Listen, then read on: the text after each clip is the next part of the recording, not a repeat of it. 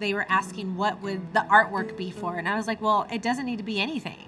It just needs to say Black Like Me. There doesn't need to be anything more, anything less. Like, we don't need to promote it. This isn't a moment for self-promotion. This is a moment for a song that represents so many people. And it just took on a life of its own. Hi, y'all, I'm Mickey Guyton, and this is the hit story of my song, Black Like Me. You should try to be black like me. My song, Black Like Me, is about my experience as a Black woman living in America. The song, Black Like Me, was inspired by the book, Black Like Me, written by a man named John Howard Griffin, a white man who, through radiation, darkened his skin to look like a black man. And in the 1960s, he went to the Deep South to see what it was like to be Black in America. I was inspired to write Black Like Me after I had a conversation with my husband about truly living and being my most authentic self and writing country songs from my perspective. I remembered the title of that book, Black Like Me, and that was just something that always stuck with me. So in a writer's retreat with Warner Chappell, I just, by chance, threw out the song title to some of my co-writers, and they loved the idea, and we just dove right in and wrote.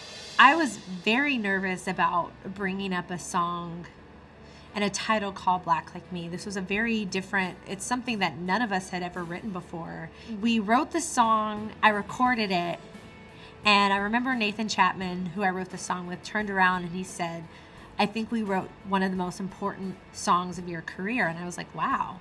And I started just sending it. I sent it to my publisher. I sent it to different people. And the common reaction was, I need to sit with it for a minute. I honestly didn't think it was ever going to see the light of day.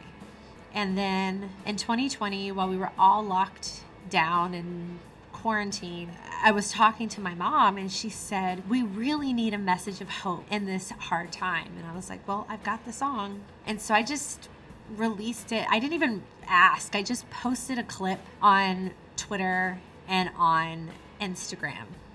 I didn't think anything of it. I just put it out there for my own followers, and I didn't have that many at the time.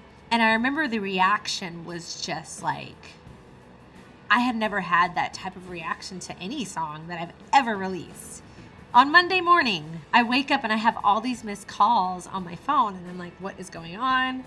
It turned out that Spotify heard the song and wanted to playlist it on a country playlist, like put it right there front and center. And I was like, well, it's mixed, it's mastered, it's been ready since November, it's yours. Someday we'll all be free, and I'm proud to be. One of my favorite lyrics to this song is, and someday we'll all be free, and I'm proud to be Black like me. I think that is just such a powerful thing, to be proud of who you are. And I am. I'm proud to be Black like me. The bridge says, I know I'm not the only one who feels like I don't belong. That line to me is so important when telling such a polarizing story, such a controversial topic. The word black is controversial for some reason. That line is so important because it's saying, yes, I know that the world has not always been fair, but I also know I'm not the only one. And that means for anybody that has felt marginalized. That's what that line meant. I think this song resonates with so many because it's so honest. This song gives people a window into what that's like.